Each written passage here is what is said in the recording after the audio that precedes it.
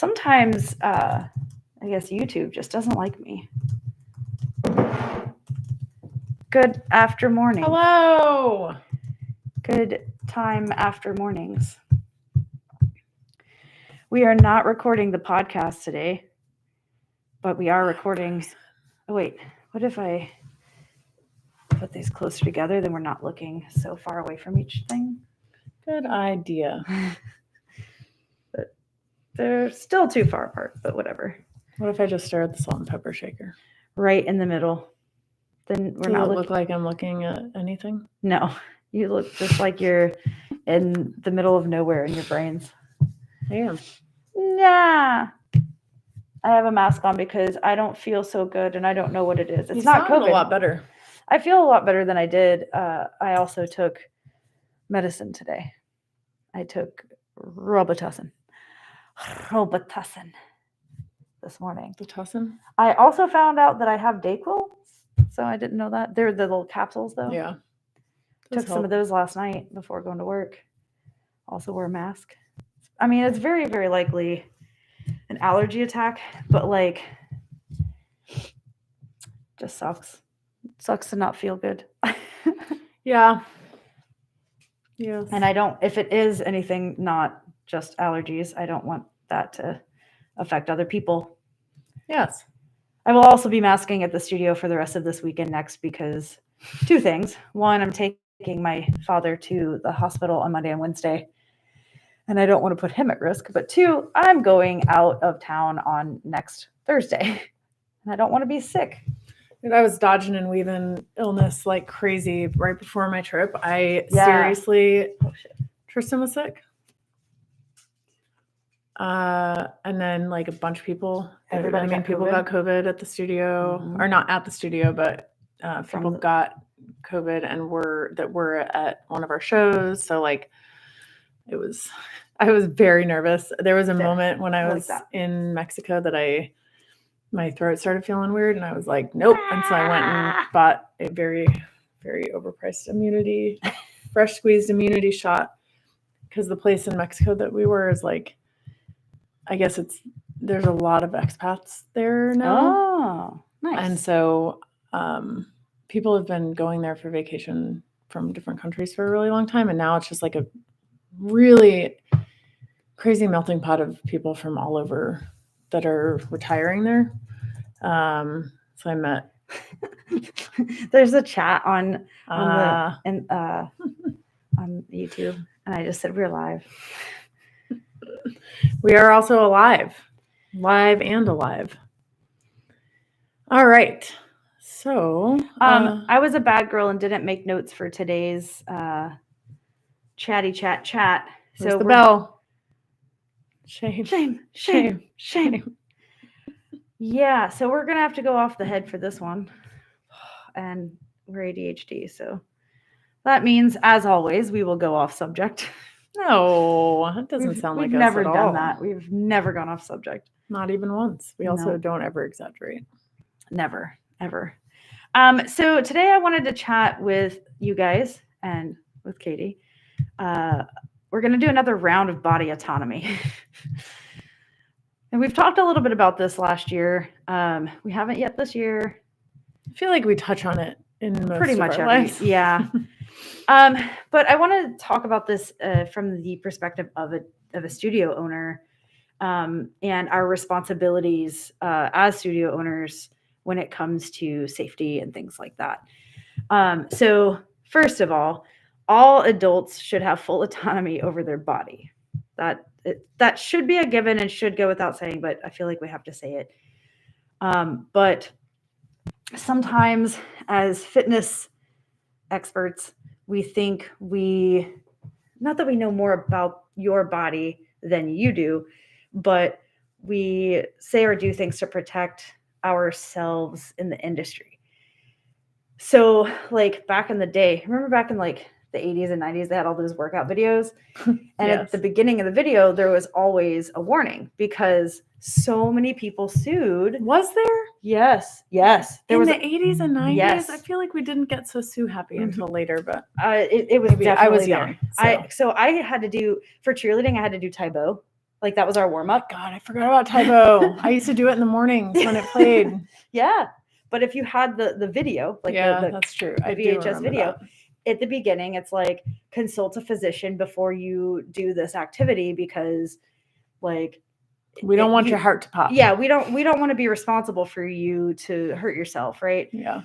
So I think with that, like a lot of studios and a lot of fitness professionals feel like they need to send out that kind of warning.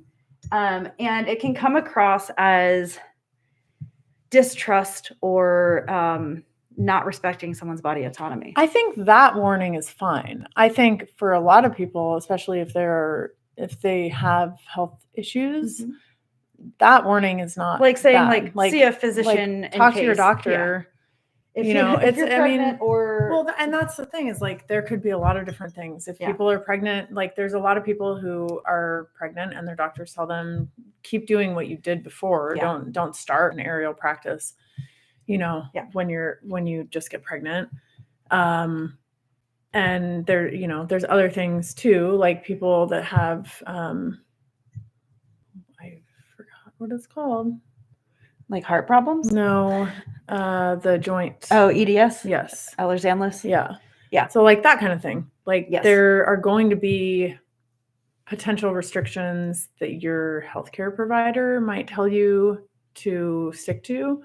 But we're not healthcare providers. No. And that's the thing is like, we're talking scope of practice here. Like as your coach, I can't tell you what to eat.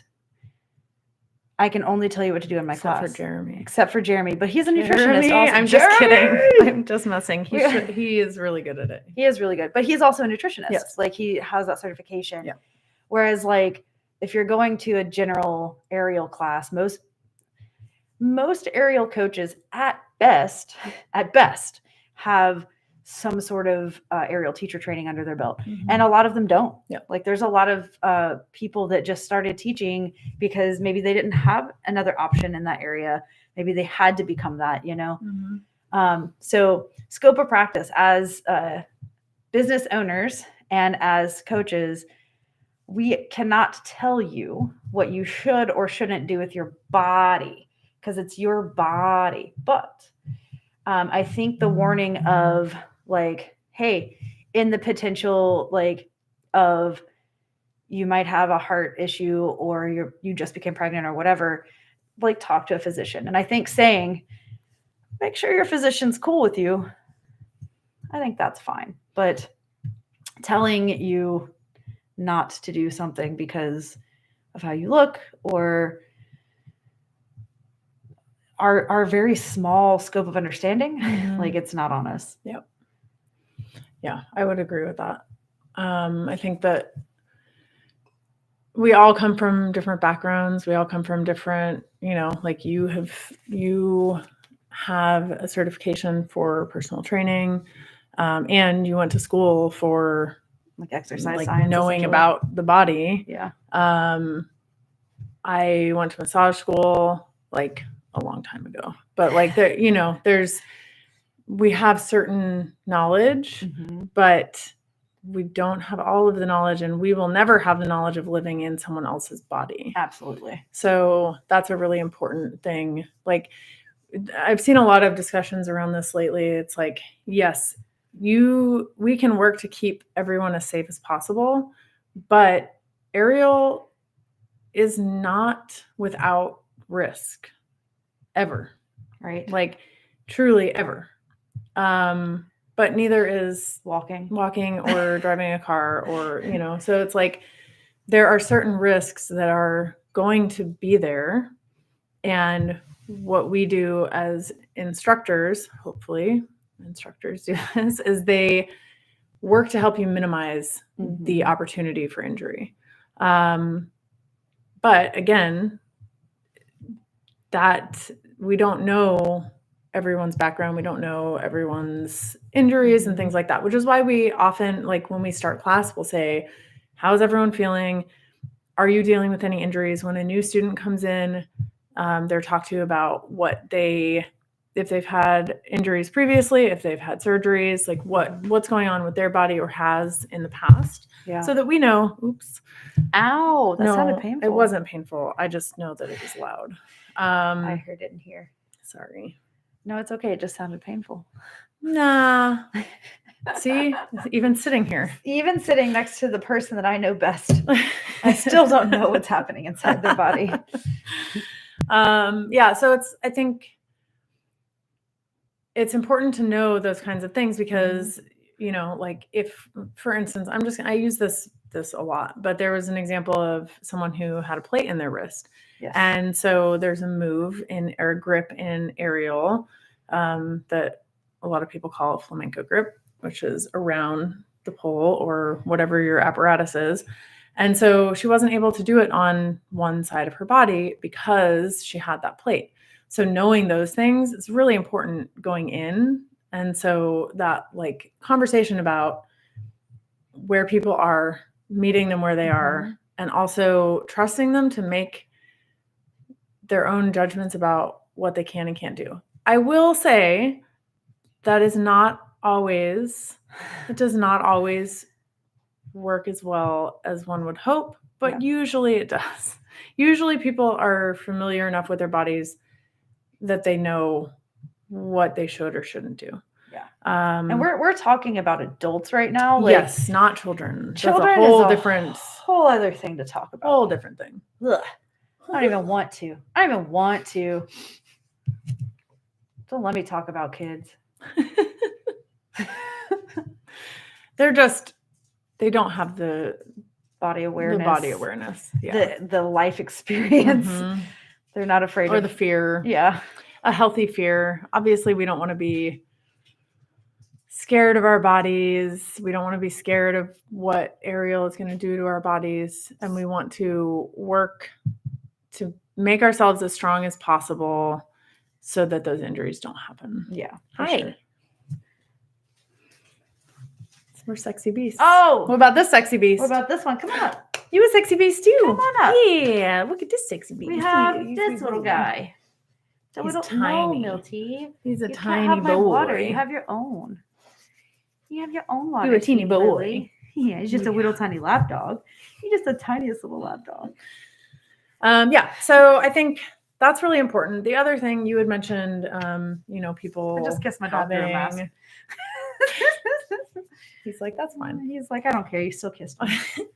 People having teacher trainings under their belt. So like teacher trainings with the current situation in the aerial world, we don't have like a governing body. Which what you want. I know. We don't have That's enough. We don't have Thank you. Like a common language. We don't have like, you're a good boy. You know, there's some teacher trainings that insurance will accept, whereas others they do not. But there's not like a teacher training that is accredited. Like we don't have accreditation and things like that. So technically anyone can create a teacher training, and which can be kind of misleading a little bit, I feel like, when it's not working. I think now it's back on. I just forgot that it was wrapped inside this. Anyway, so, you know, people can have teacher trainings and not necessarily know a lot about the body and how to adapt things to different people. So anyway, also like teacher trainings, because there's no accreditation and there's not like an overarching like anything in the world of aerial. A lot of teacher trainings are studio specific. I'm going to teach you how to teach the skills that we teach here. And it doesn't, like you said, it doesn't include modifications. It doesn't include like other names for things when people come from other studios. It doesn't include like anything outside of this scope. Sorry, I didn't mean to interrupt. No. That, I mean, yeah, it gets a little muddied for that reason. And that's the thing is like when people say, oh, I've done a teacher training, it's like, okay, what does that mean? Because a lot of people will have entered into the aerial world not really knowing a lot about the body, which is a very important thing to know. Yeah. Anatomy, at least general anatomy, is of the muscular system and the joints, I think is a really important aspect of teaching. And we all learn more and more as we go. So that's not to say that like you don't take in more knowledge as you go. For Jeopardy reasons. That's right, Babs. That's right. That's how you win. You win with rhomboids. My rhomboids are always winning. Did I not tell you about that conversation? No. Babs messaged me. I think I did read you the message. Babs messaged me on Facebook and was like, I was doing Jeopardy and they like highlighted a muscle on the image and I knew what it was because of Yay! That's awesome. Yes. Made me so happy. Yay. That's amazing. Yeah. Oh, I almost fell off. Please don't fall. Again, even sitting on a bench, you can fall.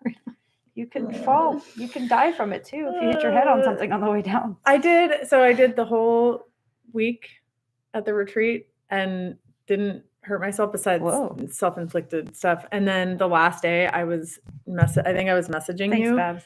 And I fell down 2 stone stairs like onto rocks. And I was like, seriously? You almost made it. I almost made it all the way. Dang. I wasn't on my phone a lot. So that when helps. I was. That's when you fell down. It is. Oops. Yeah. So pretty much the whole point of this is, oh my God. Sorry, I shouldn't be so judgy. But I am. Here's the thing. Like it literally, there are so many free apps. There are free. If you're a fitness instructor, I know this is a high horse or soapbox or whatever other analogy you want to use, but like there's so much free information at this point. Like, please at least learn where the muscles are and what they do. There are free applications, free programs that have like the thing where you can like go in and out in the layers, like all the way to the bones, or highlight the nerves or whatever. Yeah. It's so important. And yes, I'm going to stop. Yeah. Yes. If you're going to be a fitness professional, research is very, very helpful. Understanding what you're teaching is very, very helpful. So like we do our mentorship, and in this mentorship, we have the option of doing performance or production or coaching. And the second week, so it's really technically the first week of information, it's anatomy. It's a whole entire just anatomy lecture and conversation. And I feel like I put that immediately because if you don't do it right away, then when you start saying things later, which, includes anatomical information, people are like, what does that mean? And then you have to like do it later. I feel like putting it up front so that people have the idea of what they need to know about, like when we start getting to these conversations about shelving and what actions need to happen and what muscles need to contract to make that happen, or when we start talking about spotting, even like understanding those things. Yeah.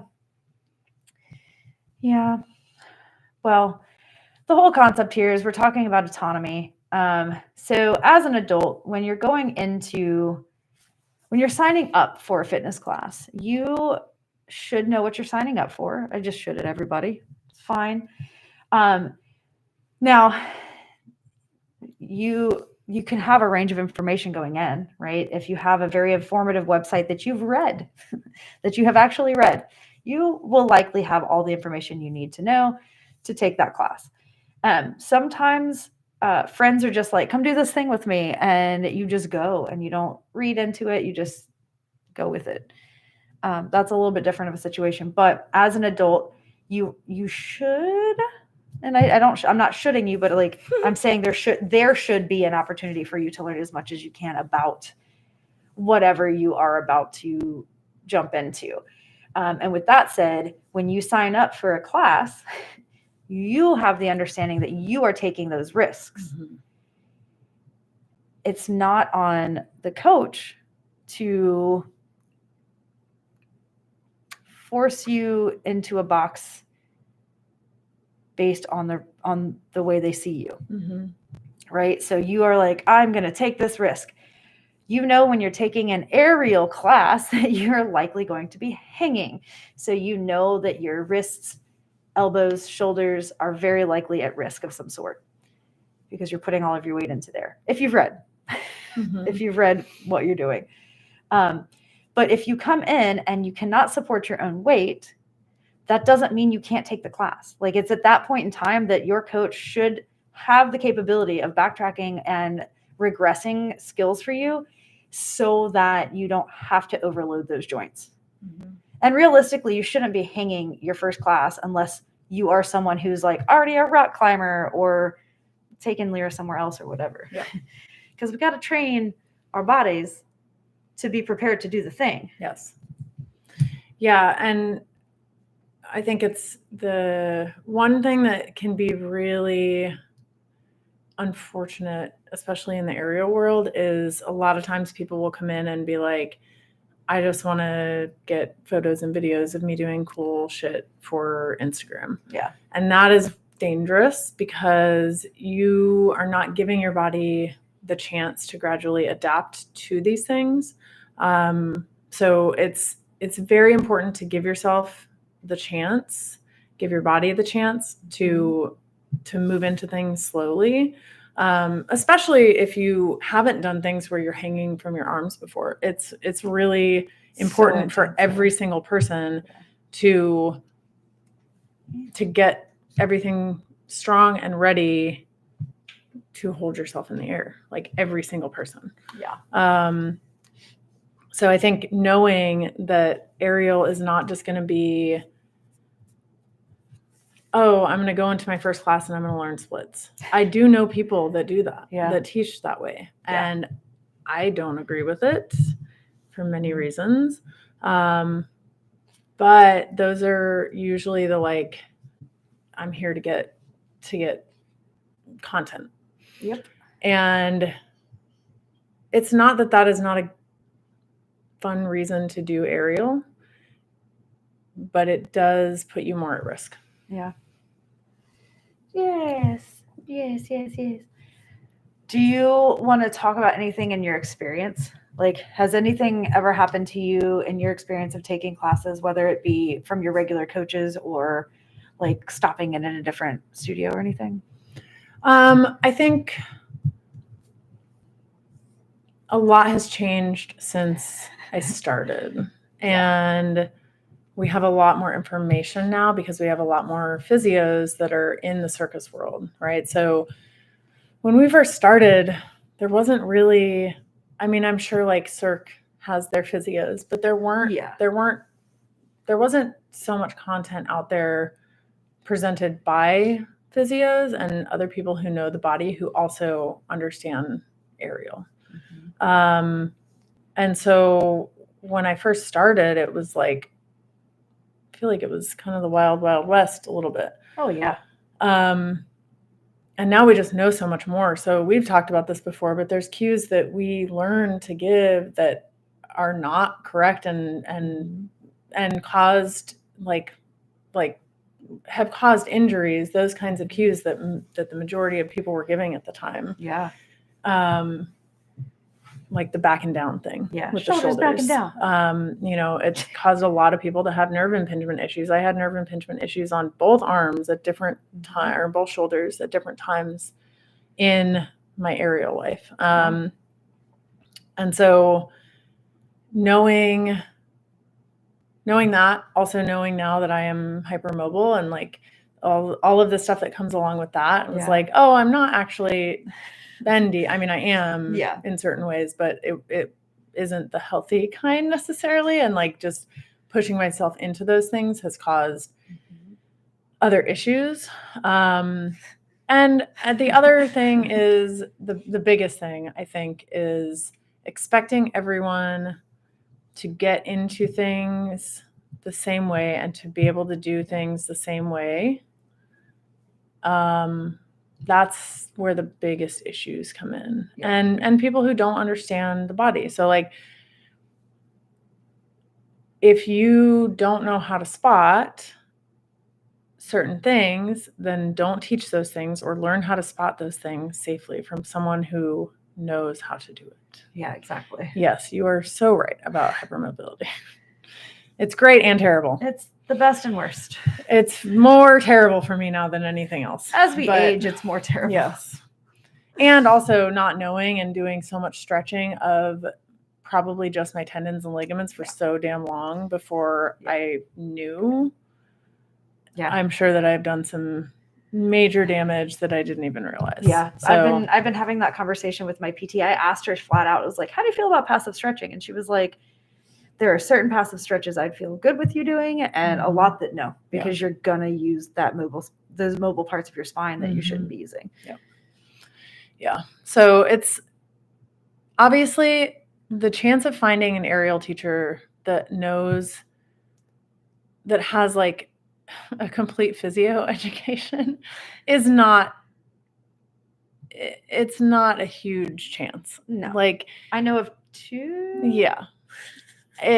But the thing is that you don't have to have a complete physio education to know healthy habits in aerial. And so, and again, we're learning all the time. Yeah. The body is, I mean, the body also changes. Like we are evolving. Yes.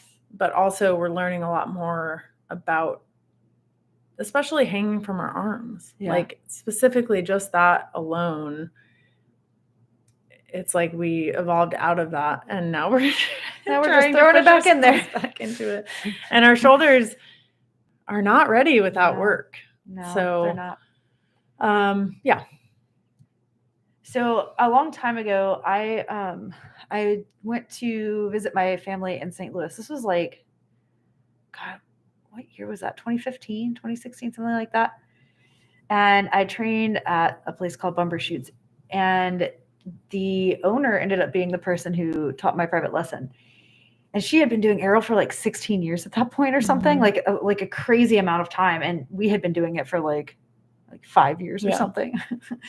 And maybe not even that long. But so whenever I had messaged the studio, I was like, I would like to try cord oblique because we didn't have that here at the time. And I was like, I've never done that. And that sounds like a super fun thing. And so she was like, well, let's spend part of your lesson on silks and we'll like talk about verbiage and things like that. And love you. She showed me, because at that point in time, I knew 2 ways into crossback straddle. She showed me 6 other ways into the same skill that we knew. And I was struggling to use the ways that we knew to get there. And then, she showed me some stuff on the rope that was really cool. And I thought that was a really, really good, she was a really good person to learn from. She had so much, both experience in aerial, but like so much knowledge around the body that like when I was at the questions I was asking, the things that were happening, she was able to like help, like actually help. And when she was teaching me beats and dynamic skills on rope, she was teaching from a place of safety and like on the ground to build the pathways and stuff. It was so phenomenal.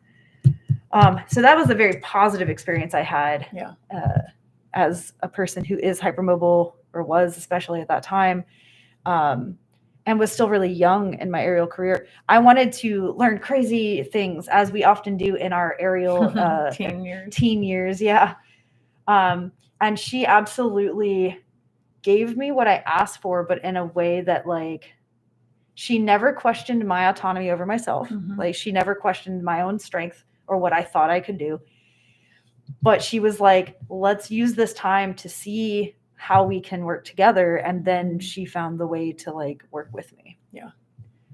I've had way worse experiences with coaches Yeah, I think everyone has. Yeah. We've all left a private lesson or at least a a class. class. Like, why am I doing this? I shouldn't even be doing this. I'm not the right body type. I don't have enough flexibility. I'm not strong enough. And it's a really sad thing. Mm-hmm. And a lot of people quit because of that. And that is even more sad. So I think I was wondering what that was. It's a gold fingerprint. From your paint? From me painting dice, yes. I thought it was a reflection when I was looking at you. Too. I kept looking at it and I was like, it's not changing. Yeah, I looked down and had that exact reaction. I was like, wait, no, that's a fingerprint. That is paint. At least I'm in my classes. The other part of that is like a lot of people, we've talked about this before, like people not wanting to come in and try aerial because they aren't at a certain place. Yeah. And then if people come in and try aerial and they have a bad experience and they're told, there's only one way to get into this move. And if you don't do it this way, then you can't do it. Yeah. And it puts a lot of really bad mental things into people's heads. Yeah, for sure. And it definitely pushes people away, for sure. Which sucks because it can be so fun if you let it and so fulfilling. Yes. Well, and that's the thing is like as adults, we find things like aerial as recreationalists because it's like it brings us back to our childhood. We're supposed to be having fun with this. Yep. Yeah. Yeah. I will say, and it's a little bit of a red flag if you have a coach that can't offer you any variations to get into something. And that's not to say that you will always be able to do every move because that is not the case. Not every move is for everybody. Yes. And like there are certain things change your value though. No. There are certain things that I cannot do. There are certain things that there are certain things that I can't currently do that I do not care to keep trying to do. Yeah. Because they don't feel good on my body. And I think that's one thing that has been really valuable getting older in my career as an aerialist is like making peace with the fact that, okay, this is not my strength. And being in a place now where I don't have to check boxes and make it so that like I don't have to put those expectations on myself to be able to do every single thing. Yeah. And so having, I think one really valuable thing that we teach at our studio is like saying, no, I'm not going to do that today. Yeah. And yes, sometimes you can take that far and be like, no, I just don't want to do anything. Yeah. And that can become a habit. But like for the most part, your body. Yeah. You know what your body is capable of and what you can grow it to be capable of. Yes. And it can be really frustrating at first, but like, yeah, I just, there are certain drops that I will literally say no. Mm-hmm. Like when me and Angela, we took a workshop in Fayetteville a few years ago, and it was the slack salto. And it's like at the time I was kind of out of condition in my grip. So I was afraid of the grip part of it. But in reality, I don't like fast straight down drops. Like any slack drops like that will just completely turn me off. And I told the teacher at that time, I said, I'm not doing this. I will walk it down and I will record someone else doing the drop, but I will never do this drop. And I still to this day have never dropped it because I don't want to. Yeah. And that's okay because I could do a salto double star and I feel safe and comfortable in it. I can do wheel downs for days. I can do, whatever other drops, chair drops and other saltos and stuff. But like, I don't like fast straight down drops. Yep. And that's fine. Yes. Like it's being able to like pick the things that work for you. Obviously that comes with experience too, because you don't know what's going to work for you until you try it. and some of those things that don't work at first will work if you keep working on it. But there's also some things that are just like, nope.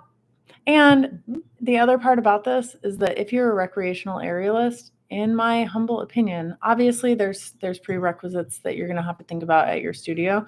But in my opinion, if someone is paying for classes as a recreational aerialist, telling them they have to do things is not. It's not healthy. I don't know. It's just like, in yoga, they're like, whatever happens on your mat is on your mat. Like, you just do you. Like, take the modification or don't. The same thing as like, you're paying to be there. You're paying to have a good time and enjoy your time there, and being forced to do things doesn't sound like a good time. Well, and there's different levels. Like, if you want to become a professional aerialist, then maybe private lessons are a better option for you. Yeah. Or even just letting your coach know, because if someone says that to me in class, I will be a little bit more picky with them. Most of the time, I'm not like, point your toes, because it doesn't matter in a recreational class. Yeah, unless it's a safety issue, I'm not going to correct it.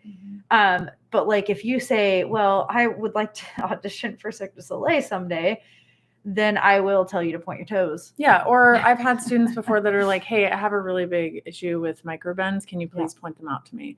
Then yes, I will point them out. Yes. But I'm not going to scream, no, point your toes an entire class and make someone feel terrible when they're just in there trying to have a good time. Exactly. So anyway, that was our talk today. Yeah.